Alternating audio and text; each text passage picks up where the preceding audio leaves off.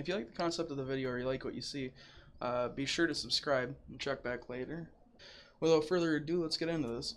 So I had found a few different skill gems that I knew were worth like a little bit of currency, and I decided that I was going to go and take a few minutes to look up some of these and see if they were possibly worth anything. And I noticed a few of them were worth anything from 9 to 15 chaos. So I figured that I would look through a stash tab that I had completely filled at this point in time with skill gems, rummage through it and list some of the items. I think I had maybe like eight different skill gems that were worth a fair bit. I'm not sure if they're actually worth a lot, and I'm really not sure the reason behind why some of these are worth as much as they are. But I posted them anyways, and over the course of the next couple of days, we'll see what happens with them. Maybe they sell, maybe they don't. It really didn't take anything more than a couple minutes to do this, so it's not like I lost a whole bunch of time on it. I had started running a bunch of maps, but currently I'm messing around with like low tier normal maps. Can't really run higher tier rare maps yet. So kind of sticking to power farming for currency. And at the beginning of this video, because I had just purchased gear, I was completely like flat broke. I didn't have a single chaos, and as I got into things, I think I had maybe 3 chaos when I went to bed for the night. So the next day I went and started running some more maps, and I actually stumbled across 3 6-socket items within about 5 minutes. So it seemed like a really rare thing to happen at this level of gameplay. So I was super stoked about it. Later on, it helped out a bunch. So I'm starting to see these chisels pile up, and I've been thinking about when exactly I'm gonna use them. Over the course of the day, I made a few chaos, and I'm kind of thinking that I should use these chisels after, or I should start using these chisels rather, after I've upgraded my gear. So I'm thinking about going for that 6-link chest to go and help damage output a bit. And then I noticed that one of the biggest damage reduction methods that this build, the Spark Inquisitor build, uses, I noticed that I was missing one of the most important elements of this build. So I ran around and I gathered up a few of the skill gems that I needed. Well, actually, all four of the skill gems that I needed for the damage reduction part. So we're gonna go and level those up and find an item to go and socket them on. Maybe do a little bit of crafting, see if we can't go and get the right amount of sockets and then the right colors, and yeah, we'll test that out.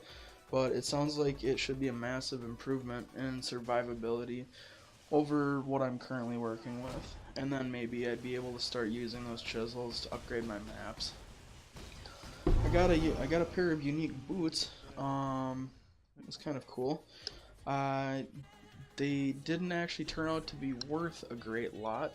It was just a bad base. So I threw them in a tab for 1 chaos, and we'll see if they sell here in the next few days.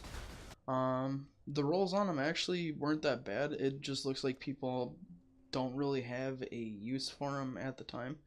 Like no builds are using them or relying on them.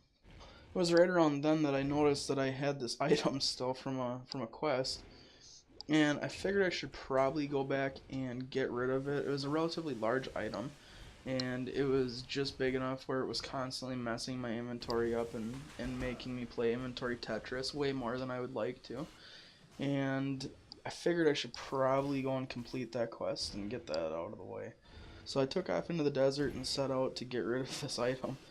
And I was actually awarded a skill point book in the process, which is kind of cool.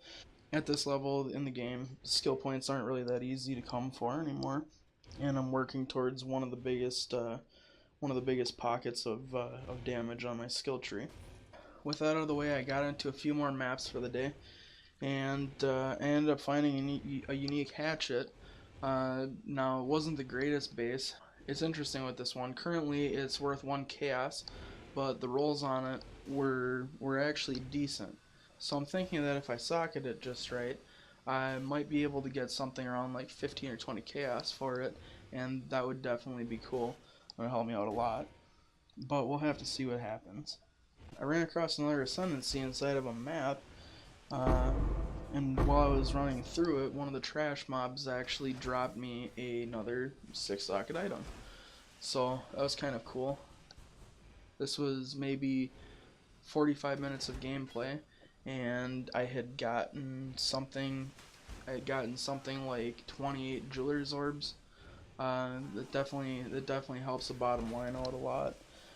And yeah, I was super stoked about that. Starting to think about the opportunity costs of upgrading maps and whatnot, and I'm realizing, of course, that I'm going to have to start to spend currency on upgrading the maps. Although I should be able to sustain that, but I'm gonna start doing that. I'm gonna start upgrading my maps and working on creating harder maps and completing them after, of course, I upgrade my gear. So that's kind of what we'll be working on in the next video. First, I need to come up with a few chaos, but I think that I might have stumbled across a way to go and make currency like way faster than I currently can right now. This method is a gamble, but it seems like one with pretty good confidence that I would be able to profit off of it. Thinking that I'd put something around like 35 chaos into it, and on average I'd be able to get maybe like 70 or 80 chaos out, and it should only take me a few minutes of collecting materials, and then just a few more of processing the gear that I get, and it should make for something that I can put 35 chaos into once or twice a day. But currently I have to come up with that 35 chaos. So I'm thinking that I'm going to go and sell a bunch of my currency off. I'm still sitting on that divine orb that I got in the first episode, and I know that those are worth about 13 chaos, so I should be able to sell that and make up a little bit of the gap. And then of course the jeweler's orbs that I got 28 jeweler's orbs. I'm not really sure what the exact value is, but I feel like that should be worth at least like 3 or 4 chaos. So if I sell a few things like that off, I'm thinking that I might be able to come up with enough money to be able to start doing this gambling method. We'll just have to see what happens. So that's pretty much all I have for now. If you liked it, or you like the concept and you want to see more, be sure to like, comment, subscribe. This also helps me out a lot. But yeah, for now, have a good day.